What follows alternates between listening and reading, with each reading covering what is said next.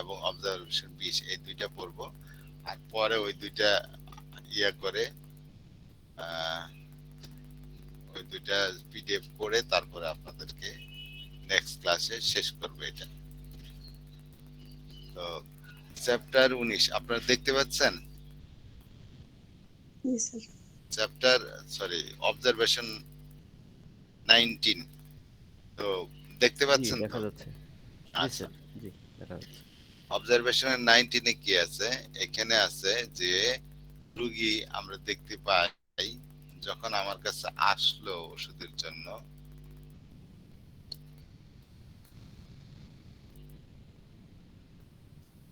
ওষুধের জন্য যখন আসছিল তার সিমটমের তীব্রতা ছিল এখানে।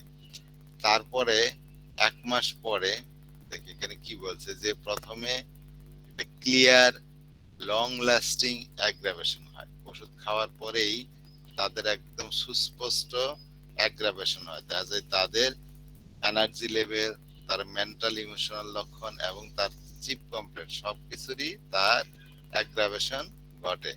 অ্যাগ্রাভেশন ঘটে এটা অনেক দিন পর্যন্ত এই অ্যাগ্রাভেশন পিরিয়ড চলে এবং ওই মাসের যেহেতু 1 মাস পরে ফলো আপ নেয়, দেখা গেছে ওই শেষের দিকে এসে তার একটু অ্যামুলেশন হয়, কিন্তু এই অ্যামুলেশনটাও বেশি দিন থাকে না, শর্ট টাইম, 4 থেকে 5 দিন তার সমস্যার উপশম হয়, এরপরে আবার সবকিছু বাড়তে থাকে।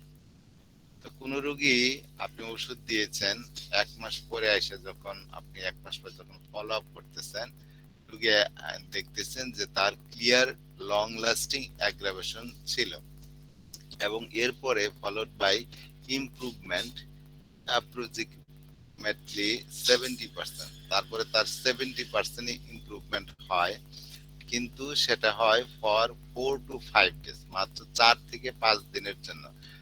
দেন বাই কন্টিনিউড ডিটেরিয়রেশন, তারপরে আবার তার অবস্থার অবনতি ঘটতে থাকে।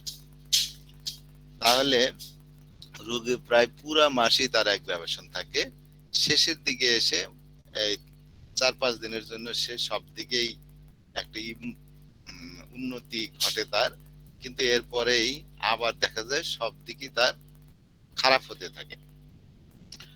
এরকম রোগী যদি এসে কোনো সময় বলে আপনাকে যে আমার অবস্থা এই, তো এইরকম ঘটনা, this observation corresponds to level 7 and level 8 of group C. Group C এর লেভেল, গ্রুপ সি তে আমরা জানি কি থাকে 7, 8, 9। তো যাদের যাদের অবস্থান, যাদের স্বাস্থ্যের লেভেল 7 থেকে লেভেল 8 এর মধ্যে আছে, তাদের ক্ষেত্রে এরকম ঘটনা পাওয়া যায়। Organisms in this category have a somewhat compromised immune system. এই গ্রুপের লেভেল 7 থেকে লেভেল 8 এই ক্যাটাগরির যারা রোগী, তাদের হেলথ লেভেল এই লেভেলে 7 থেকে 8 এর মধ্যে, আমরা জানি তাদের ইমিউন সিস্টেমটা মোটামুটি বেশ কম্প্রোমাইজ থাকে। হ্যাঁ, বেশ কম্প্রোমাইজ থাকে, নমনীয় থাকে, মানে বেশ দুর্বল থাকে, আর স্টিল কিউরেবল, কিন্তু এই লেভেলের রোগীরা তখন পর্যন্ত কিউরেবল থাকে, আরোগ্যযোগ্য থাকে, because there has been an aggravation. এই যে রোগী যে আয়সা আপনাকে বলল ঘটনা যে তাদের মধ্যে একটা অ্যাগ্রাভেশন ঘটেছে, and it is still possible for the organism to recuperate, যেহেতু অ্যাগ্রাভেশন হয়ে এমুলেশন হয়েছিল সব দিকে, যদিও থাকে নাই বেশিক্ষণ, এই যে অ্যাগ্রাভেশন করাইতে পারছে রোগীর সব দিক দিয়েই, তার মানে রোগীর ইমিউন সিস্টেমটা এখনো বেশ ভালো আছে, সে অ্যাগ্রাভেশন করার মতো শক্তি তার মধ্যে আছে, যার কারণে এই রোগী স্টিল কি possible for the organism to recover, তার স্বাস্থ্যের পুনরুদ্ধার করা, তাকে আরোগ্য করা এই অবস্থাতেও সম্ভব। যদি গ্রুপ ডি এর রোগী হইতো, তাহলে তার ইমিউন সিস্টেম এতই দুর্বল থাকে যে সেই রোগী কোনো অ্যাগ্রাভেশনই ঘটাইতে পারে না, হয়তো রোগ তার স্বাভাবিক গতিতে বাড়ে কিন্তু মেডিসিনাল যে অ্যাগ্রাভেশন সেটা করতে পারে না। ওই রোগীদের ক্ষেত্রে আমরা শুধুমাত্র উপশম দেখি, হ্যাঁ, কিন্তু এই মেডিসিনাল অ্যাগ্রাভেশন দেখি না গ্রুপ ডি এর রোগীদের লাস্টের দিকে যাতে লেভেল আছে। আর যেহেতু এই রোগীর একটা লম্বা সময় ধরে অ্যাগ্রাভেশন ওষুধে করাইতে পারছে, তার মানে রোগীর ভাইটাল ফোর্স এখনো বেশ স্ট্রং, যার কারণে এই রোগীকে আরোগ্য করা তখন পর্যন্ত সম্ভব, এই রোগীর স্বাস্থ্যের পুনরুদ্ধার করা এখনো সম্ভব। However, the short amelioration suggests a lack of energy in the organism to keep a steady balance and need for further vigilant treatment to allow the patient to ascend to a higher level of the health. যাই হোক, যেহেতু এই ধরনের রোগী লম্বা সময় পর্যন্ত aggravation ছিল, তারপরে শর্ট টাইমের জন্য তার এমুলেশন হয়েছে, তার অ্যাগ্রাভেশন হয়ে তারপর তার এমুলেশন হয়েছে, প্রায় 70% সবকিছু এমুলেশন হয়, কিন্তু যেহেতু তার ভাইটাল ফোর্স বেশ দুর্বল, এই এমুলেশনটাও সে বেশি দিন ধরে রাখতে পারে না। এই যে একটা ব্যালেন্স ধরে রাখা, একটা স্থিতিশীল ভারসাম্য বজায় রাখা রোগীর পক্ষে সম্ভব হয় না, যেহেতু তার ল্যাক অফ এনার্জি আছে।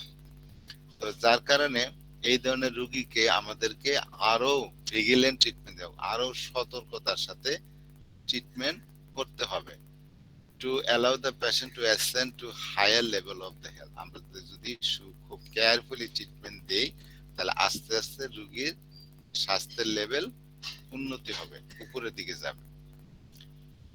Because there has been an initial aggravation followed by an amelioration of the main complaints, the mental emotional symptoms and energy level, it can be safely concluded that the remedy was correct, even if the amelioration was short.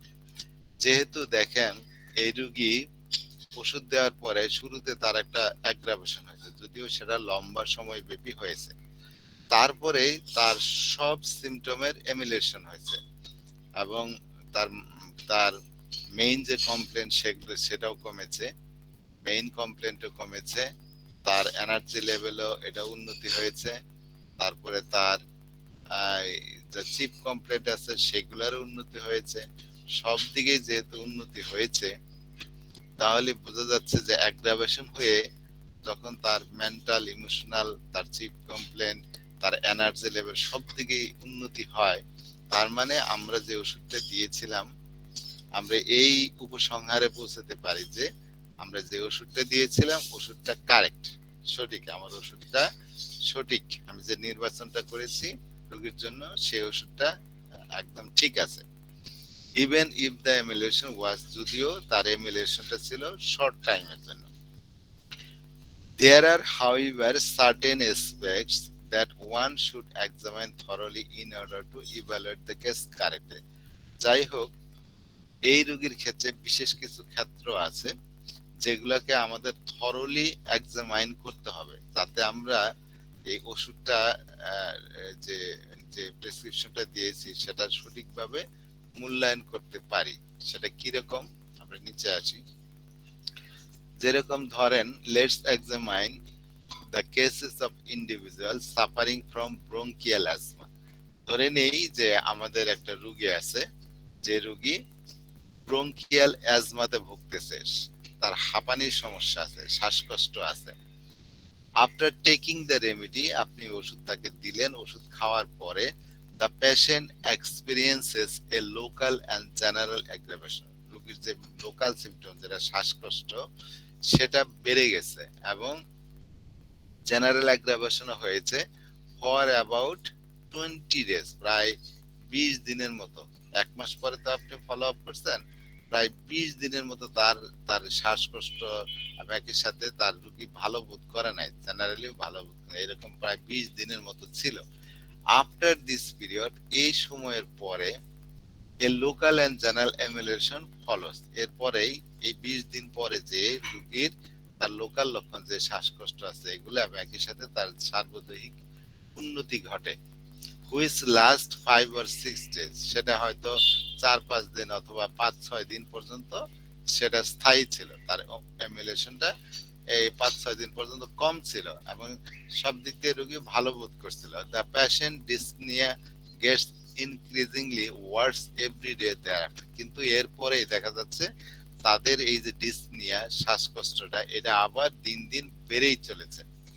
পরবর্তী দিনগুলোতে এই সমস্যাটা, শ্বাসকষ্টের সমস্যাটা তো কম ছিল, আবার এখান থেকে বৃদ্ধি হওয়া শুরু করেছে, ইনক্রিজিংলি ওয়ার্স, এবং প্রতিদিন এই সমস্যাটা আরো খারাপ হচ্ছে। তাহলে এখানে আপনাকে কেসটাকে খুব ভালোভাবে করতে হবে। যেখানে বলেছে যে দেয়ার আর সার্টেন অ্যাসপেক্ট আছে যেগুলোকে আমাদের খুব ভালোভাবে থরলি এক্সামাইন করতে হবে, যাতে আমরা ঠিকভাবে মূল্যায়ন করতে পারি কেন ওষুধটা এইভাবে উপশম দিয়ে আবার বেড়ে গেল। দি পেশেন্ট হয়তো এমন হইতে পারে যে the patient have taken allopathic medication, patient হয়তো অ্যালোপ্যাথিক কোনো ওষুধ খেয়েছে কোনো কারণে, ড্র্যাঙ্ক কফি অথবা কফি পান করেছে, অথবা অন্য কিছু অ্যানাদার ড্রিঙ্ক খেয়েছে যেটার মধ্যে প্রচুর পরিমাণে ক্যাফাইন ছিল, or may have done something else, অথবা অন্য কিছু আরো খেয়েছে বা অন্য এমন কিছু করেছে that disturb the action of the remedies, যেটা আমরা যে রোগীকে যে ওষুধটা দিয়েছিলাম সেটার ক্রিয়াকে ব্যাহত করেছে। তো প্রোভাইডেড,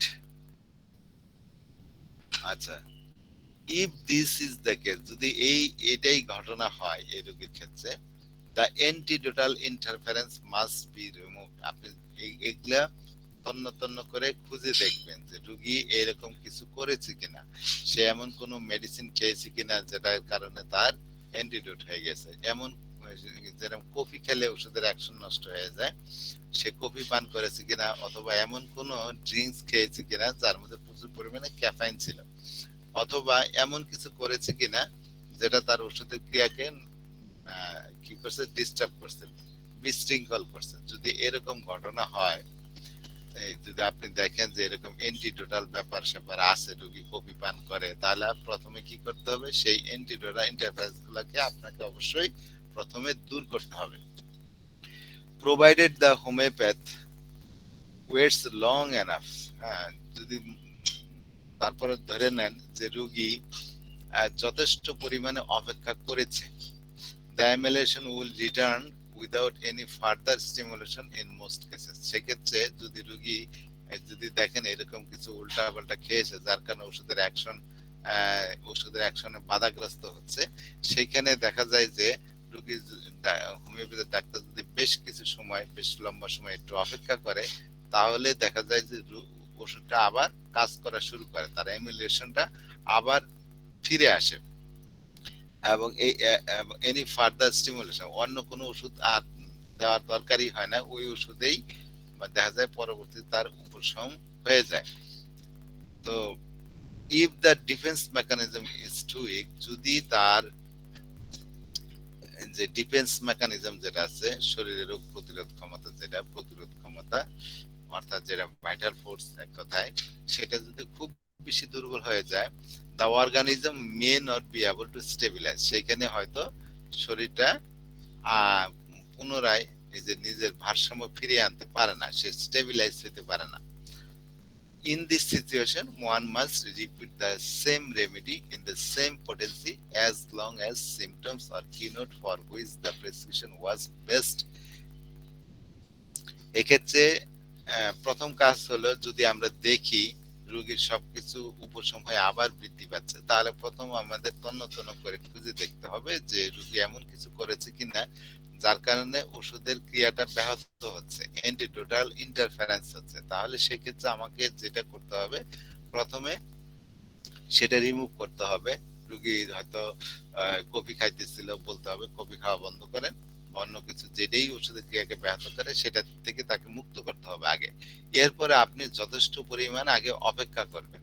যদি অর্গানিজম ভালো থাকে তাহলে দেখা যাবে যে বডি কিছুদিন পরে আবার বেশ কিছুদিন অপেক্ষা করলে বডি আবার তার ব্যালেন্স ফিরিয়ে আনবে, সে আবার স্টেবিলাইজ হবে, ভারসাম্যপূর্ণ হবে, ওষুধটা আবার কাজ করা শুরু হবে, তার সমস্যার আবার উপশম হবে। কিন্তু শরীরটা যদি দুর্বল থাকে, মেকানিজম, ডিফেন্স মেকানিজম যদি দুর্বল থাকে তথা ভাইটাল ফোর্স যদি দুর্বল থাকে, তাহলে সেক্ষেত্রে হয়তো শরীর আর ওইভাবে স্টেবিলাইজ করতে পারবে না। সেক্ষেত্রে আপনি দেখবেন খোঁজ নিয়ে যে মেডিসিনটা দিয়েছিলেন, যদি দেখেন এখনো রোগীর যে সিমটম বেড়েছে, এখনো সেই ওষুধেরই কিনুট ওই রোগীর মধ্যে বিদ্যমান, সেই ওষুধকে নির্দেশ করতেছে, তাহলে আপনি সেই ওষুধটা, যেহেতু অ্যান্টিডোট হয়ে গেছে আগের ওষুধকে, সেহেতু আপনি কি করবেন, একই শক্তিতে সেম পটেন্সিতে আবার রোগীকে প্রয়োগ করবেন। কিন্তু শর্ত হলো এখানে রোগীর সেই কিনুট গুলা আবার থাকতে হবে, যেটার উপর ভিত্তি করে আপনি ওষুধটা দিয়েছিলেন। তো if the organism is vulnerable because of the weakened immune system, it is possible that it cannot maintain the same symptom pattern. রোগী যদি অত্যাধিক দুর্বল হয়, তার ইমিউন সিস্টেম যদি অত্যাধিক দুর্বল হয়, হ্যাঁ, সেক্ষেত্রে প্রায় দেখা যায় যে একই ধরনের সিমটম প্যাটার্ন রোগীর মধ্যে থাকে না, রোগীর শরীর একই ধরনের সিমটম প্যাটার্ন মেইনটেইন করতে পারে না। So if the pathological symptoms do not contain the keynotes of the first remedy and the patient still continues to get worse, another remedy must be determined after retaking the case. আর যদি আপনি দেখেন এই যে তার symptom আবার বেড়ে গেল, লক্ষণ আবার বেড়ে গেছে, যেটা উপশম হয়েছিল আবার বেড়ে গেছে, তো সেখানে যাদের শরীর যন্ত্র দুর্বল, ভাইটাল ফোর্স দুর্বল, সেক্ষেত্রে দেখা যায় তার সিমটম বেড়ে যায়, বাড়তেই থাকে। যদি এরকম হয়, সেক্ষেত্রে আপনি খুঁজে দেখবেন, টেস্টিং করবেন, এক কথা আবার টেস্টিং করে যদি দেখেন তার মধ্যে সেই ওষুধেরই কিনুট আছে, হ্যাঁ, সেই ওষুধেই এখনো নির্দেশ করতেছে, তাহলে তো সেই ওষুধেই একই শক্তিতে প্রয়োগ করবেন। আর যদি দেখেন সিমটমের ধরন পাল্টে গেছে, হ্যাঁ, রোগীর অবস্থাও খারাপ হচ্ছে, তাহলে আপনি সিমটম যদি কিনুট চেঞ্জ হয়ে যায়, আগের ওষুধের কিনুট যদি না পাওয়া যায় রোগীর মধ্যে, সিমটমের ধরন যদি চেঞ্জ হয়ে যায়, তাহলে আপনি আবার টেস্টিং করে যে ওষুধটা নির্দেশিত হয় সেই অন্য আরেকটা ওষুধ রোগীকে প্রয়োগ করবেন, সেখানে ওষুধ আপনি চেঞ্জ করবেন। রোগীর লক্ষণেই আপনাকে বলে দিবে যে আপনি আগের ওষুধেই থাকবেন, নাকি লক্ষণের ধরন একদম চেঞ্জ হয়ে গেছে, এখন আগের ওষুধের কিনোটা নাই, আগের ওষুধের যে বৈশিষ্ট্যপূর্ণ যে লক্ষণ, সেই লক্ষণগুলো এখন আর নাই, যার কারণে অন্য ওষুধ নির্দেশ করতেছে, তার সিমটমের প্যাটার্ন এখন ভিন্ন ওষুধকে নির্দেশ করতেছে, অন্য ওষুধের লক্ষণ রোগীর মধ্যে পাওয়া যাচ্ছে, তাহলে আপনি ওষুধ চেঞ্জ করে সেই অন্য ওষুধ দিবেন। If there is any doubt about the symptom pattern, যদি আপনি বুঝতে না পারেন, সিমটম প্যাটার্ন এমন থাকে যে আপনার মধ্যে সন্দেহ তৈরি হয়, তো সেই ক্ষেত্রে কি করবেন, original remedy needs to be repeated, তাহলে সেই প্রথম যে ওষুধটা আপনি দিয়েছিলেন সেই ওষুধটাই আপনি আবার প্রয়োগ করবেন। It is incorrect to use symptoms that have been sensed by an antidote when there are still symptoms left from the original pattern. যদি আপনি দেখেন যে রোগীর মধ্যে এখনো সেই শুরুতে যে ধরনের প্যাটার্ন ছিল সিমটমের, সেই ধরনের প্যাটার্ন আছে, কিন্তু ওই অ্যান্টিডোট হওয়ার কারণে তার সিমটমের মধ্যে কিছু ভিন্নতা আসছে, কিছু পরিবর্তন আসছে, তাহলে অ্যান্টিডোটের জন্য যে পরিবর্তনগুলো আসছে সেগুলাকে আপনি ওভারলুক করবেন, সেগুলাকে আপনি হিসাবের মধ্যে নিবেন না। আপনি তার যেহেতু অরিজিনাল কিনোট এখন আছে, তাহলে সেগুলোর উপর ভিত্তি করে সে আগের ওষুধেই থাকবে। This all will only lead to further disruption and failure in treatment. যদি আপনি এই যে অ্যান্টিডোটাল ইন্টারফারেন্সের কারণে তার যদি সিমটমের ভিন্নতা আসে এবং আগের ওষুধের লক্ষণও যদি থাকে, তাহলে এই যে পরিবর্তিত লক্ষণ যেগুলো অ্যান্টিডোটের কারণে হয়েছে, সেগুলাকে তো আপনি হিসাবের মধ্যে নিবেন না। যদি নিয়ে অন্য ওষুধ প্রয়োগ করেন, তাহলে সেটা আপনার জন্য ভুল ওষুধ সিলেকশন করা হবে, সেটা ভুল করা হবে, এতে তার মধ্যে আরো বিশৃঙ্খলা তৈরি হবে, আপনার চিকিৎসায় ব্যর্থতা আসবে। তাহলে যদি দেখেন অ্যান্টিডোটের কারণে তার সিমটম আগের ওষুধেই আছে, প্রথম যে অরিজিনাল প্যাটার্ন ছিল, when there are still symptom, এখনো অরিজিনাল প্যাটার্নের লক্ষণগুলো অনেকটাই রয়েছে, সেই সিমটম গুলাই রয়েছে, কিন্তু কিছু ভিন্ন ধরনের সিমটম তৈরি হয়েছে, তার এই যে ভিন্ন ধরনের সিমটম যেগুলো তৈরি হয়েছে, সেগুলা মনে করুন ওই অ্যান্টিডোটের কারণে এন্টিটোটাল ইন্টারফারেন্সের কারণে তার মধ্যে তৈরি হয়েছে। এগুলো তার আসল লক্ষণ না, এগুলোকে বিবেচনার মধ্যে রাখবেন না। হ্যাঁ, আপনি সেই আগের ওষুধেই থাকবেন। যদি ওগুলো বিবেচনা করে ভিন্ন ওষুধ প্রয়োগ করেন তাহলে আপনি ভুল করলেন, আপনি রোগীকে আরো বিশৃঙ্খল করবেন এবং আপনার চিকিৎসায় ব্যর্থতা আসবে। In cases where the defence mechanism is weak, যেখানে ডিফেন্স মেকানিজম অত্যাধিক দুর্বল, অনেক বেশি দুর্বল, the symptoms will not be clearer. আমরা জানি যত হেলথ লেভেল নিচের দিকে নামতে থাকে তত তার সিমটম অস্পষ্ট থাকে, কোনো ওষুধ সিলেকশন করার মতো সিমটম তখন পাওয়া যায় না। দেখা যায় যে কিছু সিমটম আছে যে সিমটমে 4টা 5টা ওষুধ নির্দেশিত হয়, আপনি যে নির্দিষ্ট করে একটা ওষুধ সিলেক্ট করবেন সেটা করা যায় না। তো সেক্ষেত্রে কেসটা জটিল হয়ে যায়, কারণ এই ক্ষেত্রে প্রায় আমাদের সঠিক ওষুধে আমরা আসতে পারি না। তো সেই ক্ষেত্রে আমাদের খুব কেয়ারফুল এক্সামিনেশন করতে হবে, খুব দক্ষ থাকতে হবে ডাক্তারকে। A careful examination is required before the next step. পরবর্তীতে যে যে যে স্টেপটা আপনি নেবেন সেখানে খুবই সতর্কতা অবলম্বন করতে হবে। This difficult process becomes even harder when the vulnerable state of this organism is taken into account. হ্যাঁ, এই জিনিসটা যখন তার এই যে অত্যাধিক দুর্বলতার অবস্থা, এটা যদি আপনি বিবেচনার মধ্যে নেন, তার সিমটম গুলো একই অস্পষ্ট, সেখানে হয়তো সিমটমের চেঞ্জ, ভিন্নতা এসে গেছে, নতুন লক্ষণও তৈরি হইতে পারে, রোগী একই দ্বারে আরো অনেক বেশি নাজুক, তো সিমটম গুলা দেখা যায় স্পষ্ট না।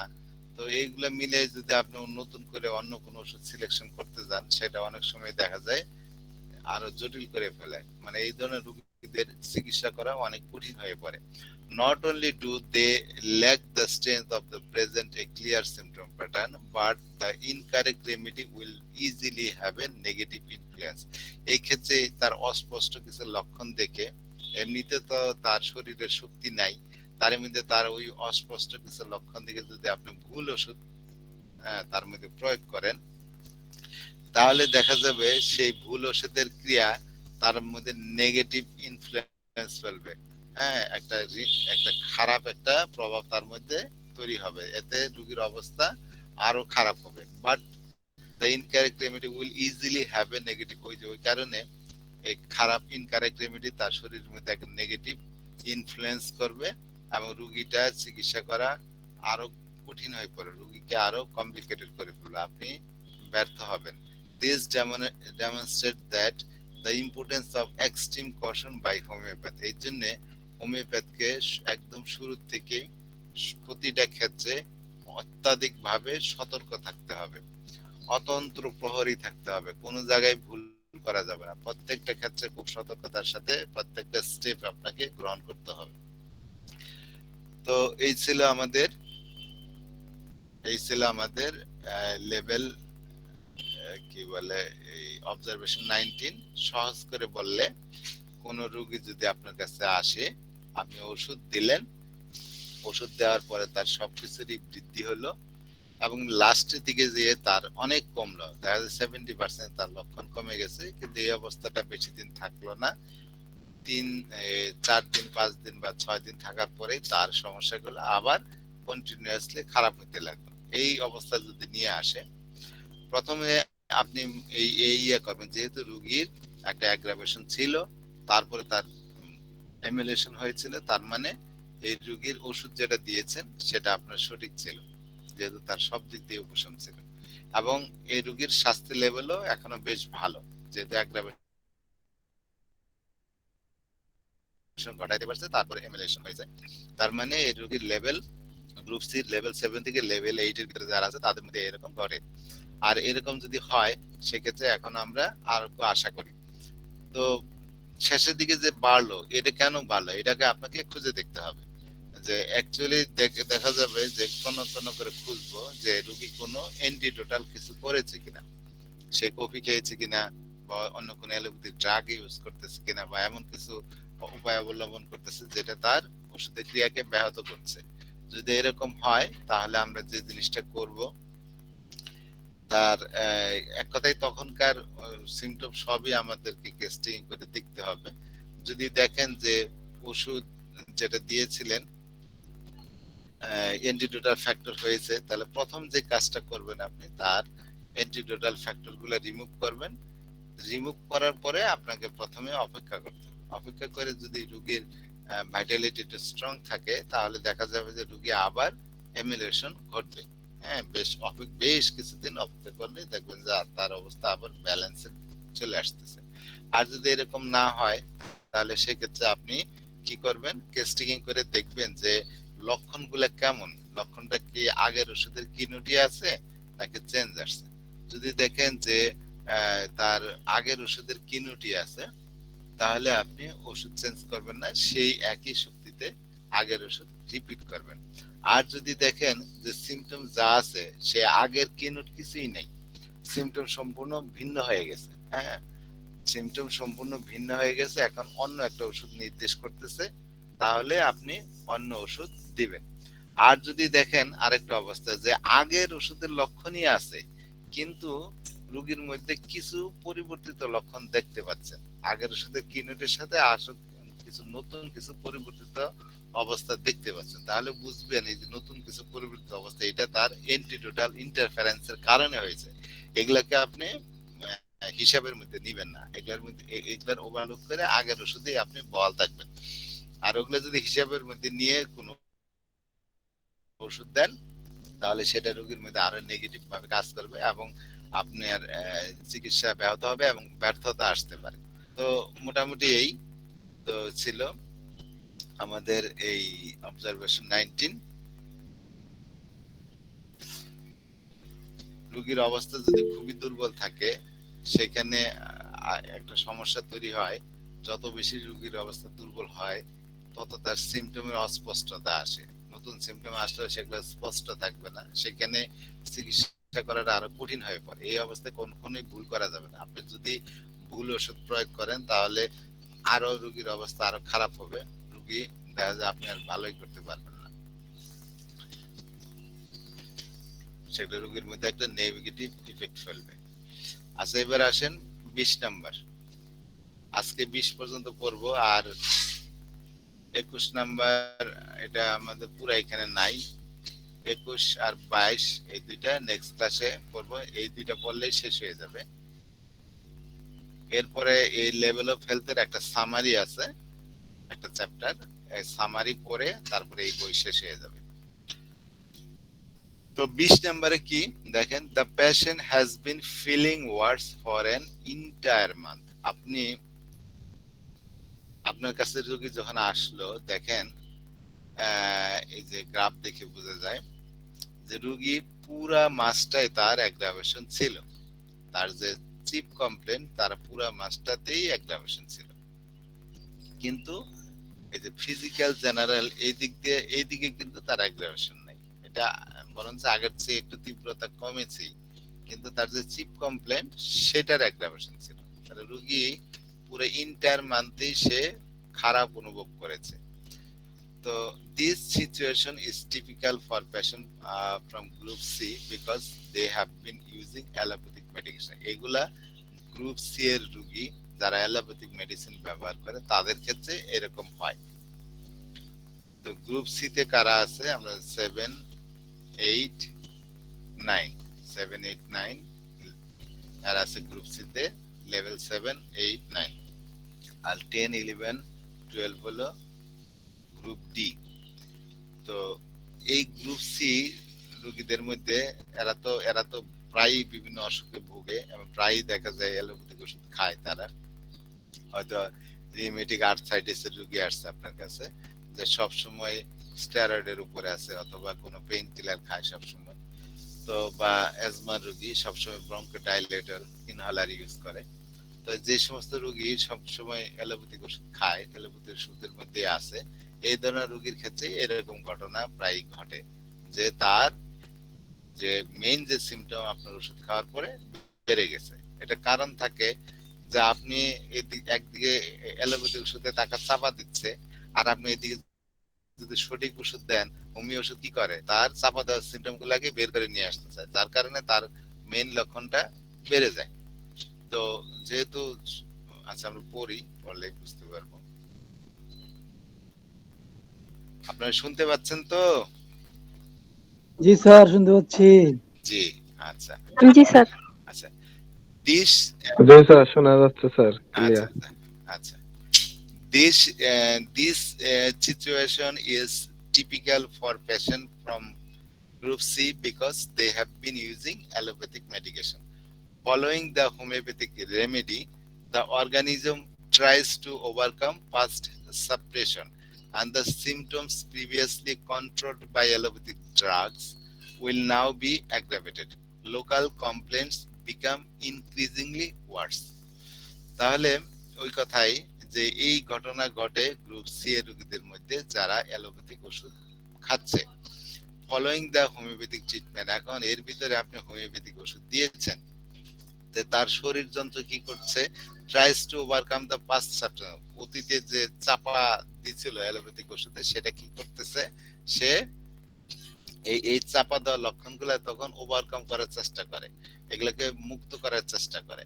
and the symptom previously controlled by allopathic drugs, এর আগে যে সিম্পটম গুলো ছিল অ্যালোপ্যাথিক ওষুধের কারণে নিয়ন্ত্রিত হয়ে থাকতো, মানে চাপা দিয়ে রাখতো, সেটা এখন কি হচ্ছে, এখনটা সেটা অ্যাগ্রাভেশন হয়ে গেছে। লোকাল কমপ্লেন্টস বিকেম ইনক্রিজিংলি ওয়ার্স, এই জন্য তার যে লোকাল কমপ্লেন্ট অর্থাৎ তার যে মেইন লক্ষণ দেখা যাচ্ছে সেটা দিন দিন তার বেড়েই গেছে, হ্যাঁ বৃদ্ধি ছিল পুরো মাসটা। তো meanwhile the patient does not notice a general amelioration, রোগীর যখন তার মেইন সিম্পটম বাড়ে তখন তার যে জেনারেল যে এমিলিয়েশন সেগুলোর দিকে আর তার খেয়াল থাকে না, হ্যাঁ তার মাথায় থাকে ওইটাই থাকে যে আমার লক্ষণ তো বেড়ে গেছে, আমার কষ্ট বেড়ে গেছে। তো meanwhile the patient does not notice a general, হয়তো রোগীর আগে ক্ষুধা ছিল না, এখন হয়তো সে খাইতে পারে, রোগী আগে অনেক দুর্বল লাগতো, এখন হয়তো শরীরে একটু শক্তি পায়, রোগী আগে ঘুম হইতো না, এখন হয়তো ঘুম পায়। এই যে জেনারেল তার এমিলেশন গুলা, এগুলা তার খেয়ালই করে না, সে তার মাথায় খালি ওইটাই আমার লক্ষণ তো বেড়ে গেছে, তো ওইটাই সে বেশি নোটিস করে। This can be misleading to the homeopath, হোমিওপ্যাথের কাছে এটা মিসলিডিং হইতে পারে। The patient reports a general aggravation, রোগী ওই জেনারেল অ্যাগ্রাভেশনই বলতে পারে আমার সবকিছুই বাড়ছে, আমার সবকিছুই বাড়ছে, because he feels miserable because of the increase in local complaint, তার স্থানীয় লক্ষণ যেটা তার মেইন লক্ষণগুলো সেটা বেড়ে গেছে, রোগীর আর ওই জেনারেল ইমপ্রুভের কথা তার ওইটা রিপোর্টই করে না, সে বলে আমার সব বাড়ছে। তো which are getting Wars instead of better, আমার সব লক্ষণগুলাই বেড়েছে, কমার পরিবর্তে আরো বেড়েছে।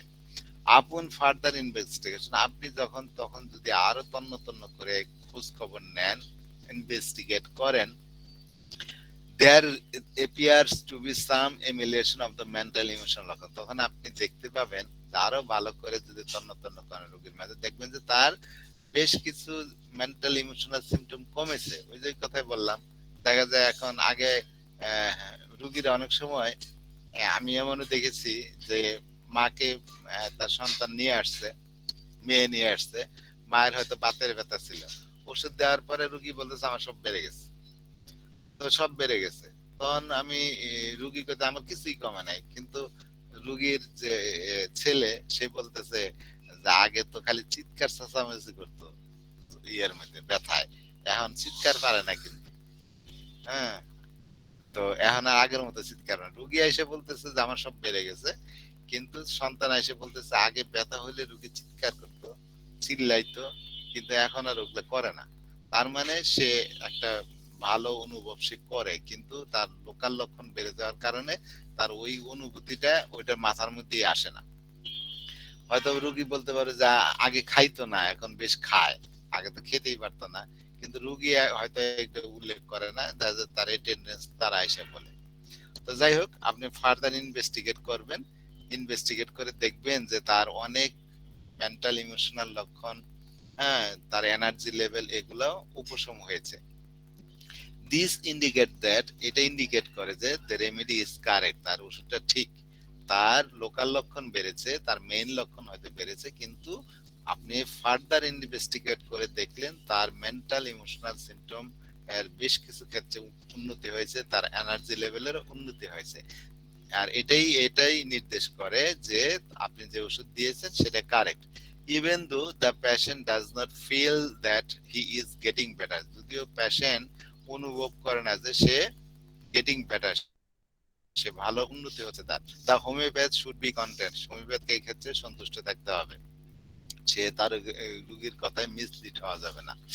A practitioner must always to examine the case in its entirety, একজন প্র্যাকটিশনার যে চিকিৎসককে তাকে একদম সম্পূর্ণভাবে রোগীকে তন্ন তন্ন করে পরীক্ষা নিরীক্ষা করতে হবে, এক্সামাইন করতে হবে, ইনভেস্টিগেট করতে হবে all possible changes in the local symptom, local সিম্পটমের যত ধরনের পরিবর্তন সম্ভব সব দিক দিয়ে তাকে তন্ন তন্ন করে খুঁজে দেখতে হবে, ইনভেস্টিগেশন করতে হবে, তার এনার্জি লেভেল ভালো করে দেখতে হবে, তার মেন্টাল ইমোশনাল প্ল্যানের যে লক্ষণগুলো সেগুলো তন্ন তন্ন করে ভালো করে ইনভেস্টিগেট করতে হবে যে কোন দিকে তার মধ্যে কোনো পরিবর্তন ঘটেছে কিনা।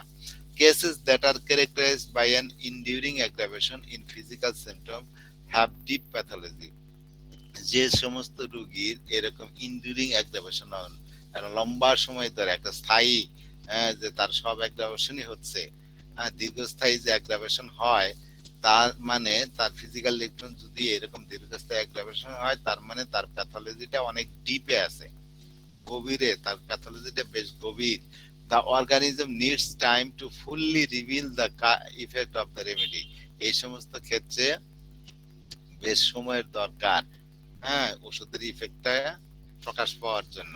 এই জন্য অনেক সময় এই যে 1 মাস ধরে যে তার বৃদ্ধি যে ছিল আপনি খুব ভালো করে তন্ন তন্ন খুঁজে করে দেখলেন তার মেন্টালি ইমোশনালি তার কিছু সমস্যা কমেছে, এনার্জি লেভেল একটু ভালো হয়েছে, তাহলে আপনার ওষুধ ঠিক আছে।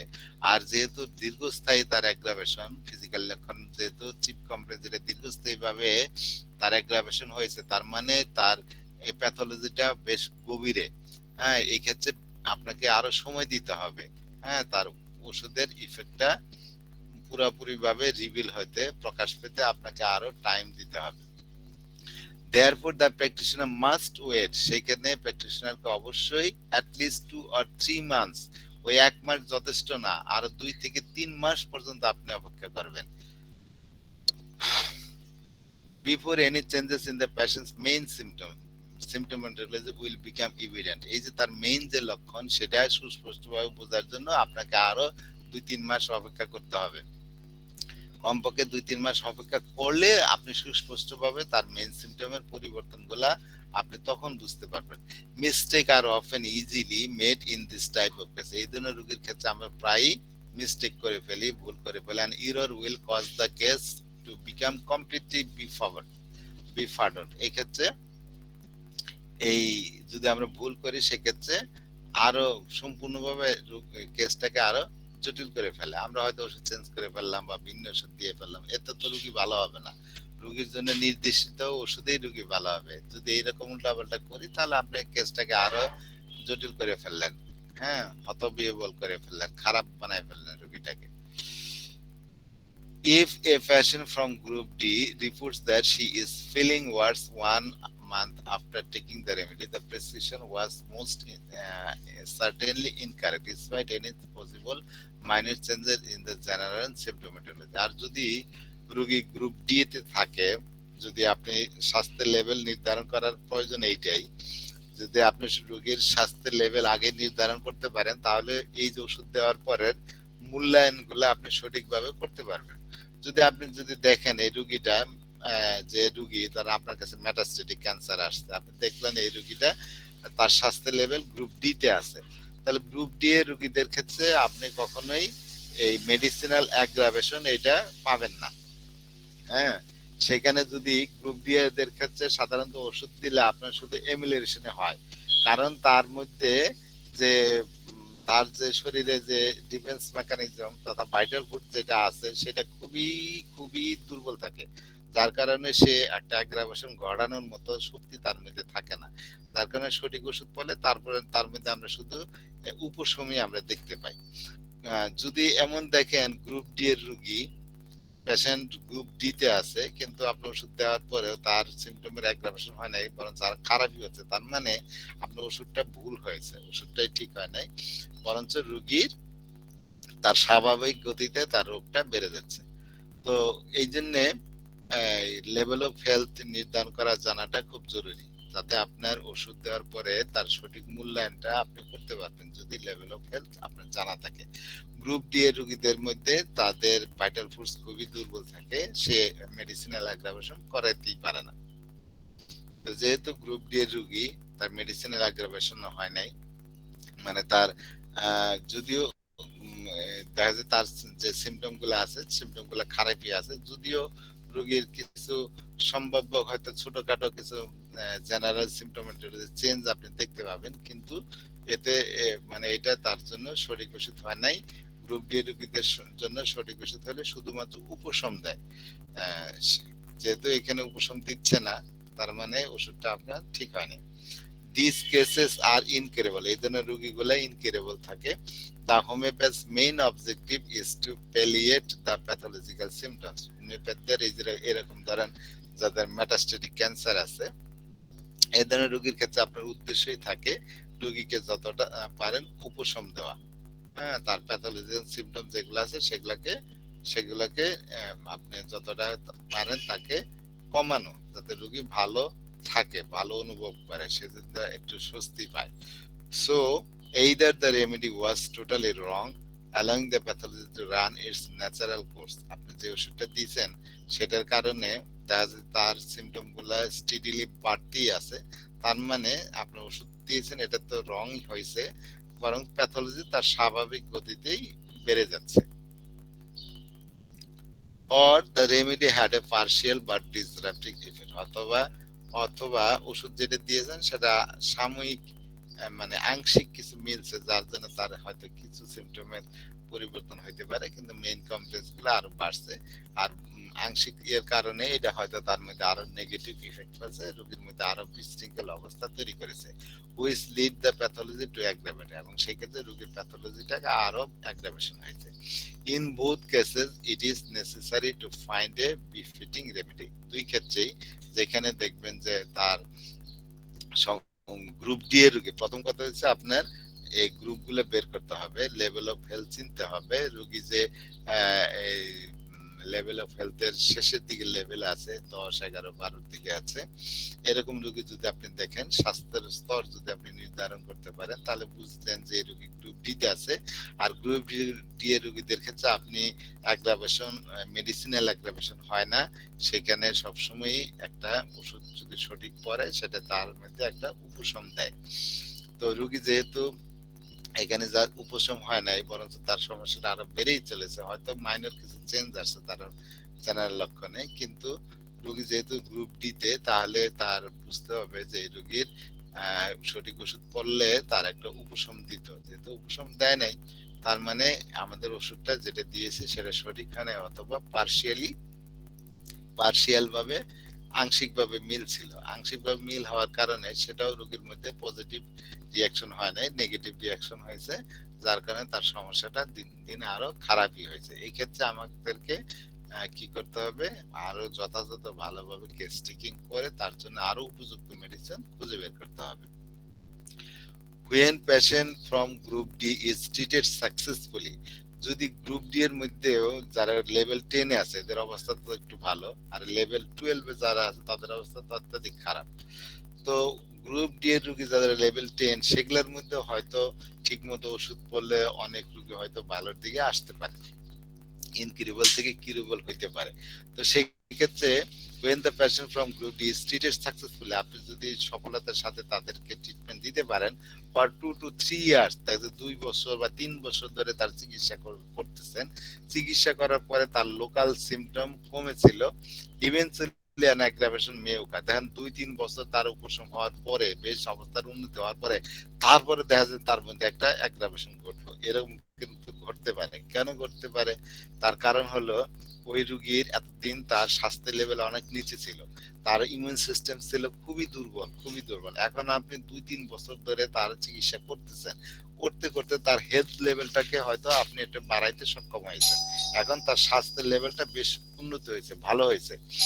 এই ক্ষেত্রে এখন আপনি এখন দেখা যায় যেহেতু তার ভাইটাল ফোর্স এখন স্ট্রং হয়েছে, সে তখন একটা এই ভাইটাল ফোর্সের ইয়ার কারণে তার মধ্যে একটা মেডিসিনাল তখন অ্যাগ্রাভেশন হইতে পারে। 1 মিনিট ভাই, 1 মিনিট।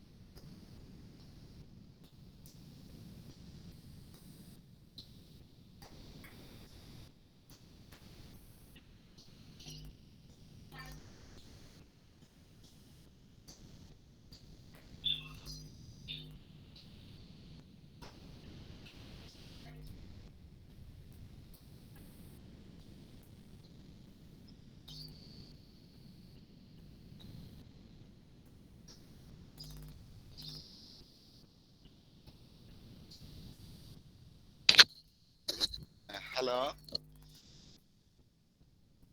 আছেন? জি স্যার, শোনা যাচ্ছে। আচ্ছা আচ্ছা, তাহলে যেটা বলতেছিলাম যে গ্রুপ ডি এর রোগী যদি আপনি সঠিকভাবে চিকিৎসা করতে পারেন, সাকসেসফুলি ট্রিটমেন্ট দিতে পারেন 2 থেকে 3 বছর, তাহলে হয়তো দেখা যায় তার লোকাল সিমটম এমুলেশন হবে, কিন্তু ঘটনাক্রমে তার একটা অ্যাগ্রাভেশন ঘটতে পারে। ওই যে এটাই কারণ, এখন তো তার ইমিউন সিস্টেমটা শক্তিশালী হয়েছে, এখন তার মধ্যে মেডিসিনাল অ্যাগ্রাভেশন হইতে পারে। দিস উইল বি কিউরেটিভ, এই যে অ্যাগ্রাভেশনটা হবে এটা তার curative action and it is attributed to the remedy action. এটা ওই যে ঔষধের ক্রিয়া। This aggravation would mean her health is improving। এই যে অ্যাগ্রাভেশন হলো তার মানে তার স্বাস্থ্যের অবস্থা ইমপ্রুভ করেছে। Moving into level 9 to group C, দেখা যায় সেটা আগে লেভেল ডি এর কি বলে গ্রুপ ডি এর লেভেল হয়তো 10 এ ছিল, বা অথবা 11 এ ছিল। আপনার চিকিৎসা করতে করতে সেটা 11 থেকে 10 এ আসছে, তারপর আরো উন্নতি হয়ে এখন গ্রুপ ডি থেকে গ্রুপ সি তে এসে লেভেল 9 এ চলে আসছে। আর গ্রুপ সি তে যখন উন্নতি হয়েছে তখন আপনি সেটাকে আরোগ্যের আশা করতে পারেন, সেক্ষেত্রে তখন একটা মেডিসিনাল অ্যাগ্রাভেশন তার মধ্যে ঘটতে পারে। তাহলে এই হলো আমাদের অবজারভেশন ইয়া 20। এটা যদি ছোট করে বলি তাহলে রোগী এরকম ঘটনা কাদের হইতে পারে? একটা হইছে যে দেখা গেছে তার ফিজিক্যাল লক্ষণই সব বেড়েছে, অর্থাৎ তার এনার্জি লেভেল, মেন্টাল ইমোশন লক্ষণ গেলে এটা আগের মতো বা আগের চেয়ে কমই আছে, কিন্তু রোগীর পুরাটা মাস জুড়ে তার অ্যাগ্রাভেশন ছিল। এরকম হয় ওই সমস্ত রোগীর ক্ষেত্রে ইউজুয়ালি যারা গ্রুপ সি তে ছিল এবং যারা অ্যালোপ্যাথিক ওষুধের উপরে ছিল। এখন অ্যালোপ্যাথিক ওষুধের যে সাপ্রেসিভ ক্রিয়াটা এতদিন ছিল, চাপায় রাখো তার সিমটম গুলাকে, আপনার চিকিৎসায় এসে কি হয়েছে, তার সাপ্রেসিভ লক্ষণটা তখন চলে গেছে। এখন তো হোমিওপ্যাথি তার কি করতে পারে, কি করে, তার প্যাথোলজিটাকে সুপারফিশিয়াল আনার চেষ্টা করে, তার এই যে সাপ্রেসিভ লক্ষণ গুলাকে এখন কি করতেছে, বের করে আনতেছে, যার কারণে তার হয়তো চাপা দেওয়া লক্ষণ এখন নাই, সিমটম গুলো এখন বের হয়ে গেছে, যার কারণে রোগী একটা অ্যাগ্রাভেশন ফিল করতে পারে। তো এই ক্ষেত্রে রোগীরা অনেক সময় আইসা এমন ভাবে বলে যে আপনি মিসলিড হইতে পারেন, এই জন্য তন্ন তন্ন করে ভালো করে ইনভেস্টিগেট করবেন, সবকিছু দেখবেন। তার যে ফিজিক্যাল লক্ষণগুলো বেড়েছে তার মানে এই যে লম্বা সময় ধরে বেড়েছে, তার মানে তার প্যাথোলজিটা বেশ গভীরে আছে, ডিপ প্যাথোলজিতে আছে। আপনি খুব তন্ন তন্ন করে সবকিছু দেখবেন, দেখবেন যে তার এনার্জি লেভেল বেড়েছে, মেন্টাল ইমোশনাল লক্ষণে বেশ কিছু কিছু উন্নতি হয়েছে, কিন্তু রোগীর যেহেতু ফিজিক্যাল লক্ষণ, মেইন লক্ষণটা বৃদ্ধি পেয়েছে, ওইগুলো তার মাথার মধ্যে আসে না তখন। তো যাই হোক, এক্ষেত্রে আপনাকে যে জিনিসটা করতে হবে, আপনাকে ওয়েট করতে হবে আরো হয়তো 2 থেকে 3 মাস মোটামুটি ওষুধ যে দিচ্ছেন 2 থেকে 3 মাস আপনাকে অপেক্ষা করা লাগতে পারে, তাতে পরবর্তীতে যে তারপরে আপনি তার মেডিসিনটা পাবেন। আর যদি দেখেন যে এরকম রোগী গ্রুপ ডি তে আছে, হ্যাঁ, গ্রুপ ডি এর রোগী যদি হয় এই রোগী, তাহলে সেক্ষেত্রে কিন্তু এরকম মেডিসিনাল অ্যাগ্রাভেশন হবে না। যদিও রোগী কোন কোন ক্ষেত্রে উপশম বোধ করতে পারে, কিন্তু তার যদি ফিজিক্যাল লক্ষণের এরকম স্টিডি অ্যাগ্রাভেশন থাকতে থাকে, লং টার্ম অ্যাগ্রাভেশন থাকে, তাহলে বুঝবেন যে এই রোগীর ওষুধটা আপনার ঠিক হয় না। কারণ আপনি আগের লেভেল নির্ধারণ করতে পেরেছেন যে রোগী গ্রুপ ডি তে আছে, তার স্বাস্থ্য লেভেল 10 থেকে 12-র মধ্যে। এই ধরনের রোগীর ক্ষেত্রে ভাইটাল ফোর্স খুবই দুর্বল থাকে, তাদের মধ্যে এইরকম মেডিসিনের অ্যাগ্রাভেশন ঘটাইতেই পারে না। সেক্ষেত্রে আমরা ওষুধ সঠিক করলে আমরা একটু উপশম পাই। তো এই ধরনের রোগীদের ক্ষেত্রে যদি গ্রুপ ডি এর রোগীদের ক্ষেত্রে এরকম হয়, স্টেডিলি অ্যাগ্রাভেশন হচ্ছে, তাহলে বুঝতে হবে আপনার ওষুধ ঠিক হয় না অথবা পার্শিয়ালি ঠিক হয়েছে। সেক্ষেত্রে আপনাকে যেটা করতে হবে, ভালো করে কেস টেকিং করে তার জন্য উপযুক্ত মেডিসিন খুঁজে বের করতে হবে। আর যদি আপনি গ্রুপ ডি এর রোগীর সাকসেসফুলি ট্রিটমেন্ট 2-3 বছর ধরে দিতে পারেন, এবং রোগীর যদি দেখা যায় ভালো হওয়ার মতো অবস্থা চলে আসে, তার লেভেল হেলথ লেভেল যদি উন্নতি ঘটে, তাহলে দেখা যায় যে ওই উপশম এতদিন যে পাচ্ছিল রোগী, হঠাৎ করে তার অ্যাগ্রাভেশন হইতে পারে। এটার পিছনে কারণ হলো ওইটাই যে তার আগে তো ইমিউন সিস্টেম অত্যাধিক দুর্বল ছিল, মেডিসিনের অ্যাগ্রাভেশন ঘটানোর মতো শক্তি তার ছিল না। কিন্তু আপনার সঠিক চিকিৎসার কারণে তার এখন হেলথ লেভেলের উন্নতি হয়েছে। এখন সে গ্রুপ ডি তে নাই, এখন আর গ্রুপ সি তে সে প্রবেশ করেছে, যার কারণে ভাইটাল ফোর্স যেহেতু শক্তিশালী হয়েছে, এখন ভাইটাল ফোর্স শরীরের মধ্যে একটা মেডিসিনাল অ্যাগ্রাভেশন ঘটাইতে সক্ষম হয়েছে। তো এটা যদি হয়, তাহলে এটাও ভালো লক্ষণ যে রোগী আপনার ভালোর দিকে চলে আসছে, তার হেলথ লেভেলের উন্নতি হয়েছে, রোগীকে আপনি হয়তো পরিপূর্ণভাবে ভালো করতে পারবেন। তো এই ঘটনাগুলো মাথায় রাখবেন। এই ছিল আমাদের 20 অবজারভেশন 20। নেক্সটে আছে অবজারভেশন 21, কিন্তু দেখা যায় এই পর্যন্তই আছে আমার কাছে, এটা আর ইয়া করা হয় না, পিডিএফ এর মধ্যে নাই। তো নেক্সটে আমি এটা যোগ করে আর 2টা অবজারভেশন বাকি রইল, অবজারভেশন 21 আর অবজারভেশন 22। এই দুইটা আমরা নেক্সট ক্লাসে পড়বো। তারপরে ক্লাসে একটা এই যে পুরা যে লেভেল অফ হেলথ করলাম তার একটা সামারি আছে। সামারিটা পড়ার আগে কি আমরা কি অবজারভেশনের একটা সামারি পড়বো, ফুল অবজারভেশন যে 22টা পড়লাম যে? স্যার স্যার চ্যাপ্টার 14 একটা আছে, অবস্টাকল অফ হোমিওপ্যাথিক ট্রিটমেন্ট, মানে সামারির আগে একটা চ্যাপ্টার আছে, চ্যাপ্টার 14। ও, ওটা তো আমরা পড়েছিলাম না, আরোগ্যের পথে বাধাগুলো কি কি আছে? চ্যাপ্টার 14 এর আগে পড়ছেন কি জানি না স্যার, এটা তো 13 এর পরের চ্যাপ্টার 14। তারপর সামারি যেটা বলতেছেন সেটা হচ্ছে ইয়েতে, সামারিটা হচ্ছে chapter 15, summary of the levels of health. 15 chapter. আমি এই যে হসপিটাল কাছে আমার কাছে যেটা আছে এডিশন, এটার মধ্যে কিন্তু চ্যাপ্টার 14 নাই। আপনি যেটা বলতেছেন চ্যাপ্টার 14 এ এটা আছে, summary of the level of health. আপনারটা কি ওই মানে সর্বশেষ এডিশন এইটা? আমার এটা থার্ড রিভাইজড এডিশন 2019। আচ্ছা, তাহলে ওইটার মধ্যে যোগ করছে। আচ্ছা, ওইটাও আছে আমার কাছে, ওইটা অন্য জায়গায় বই। আচ্ছা, আমি দেখবো, যদি ওইটা থাকে তাহলে ওইটা পড়ে তারপর আমরা সামারি করব। তো আজকের মতো এখানেই বিদায় নেই, সবাই ভালো থাকবেন।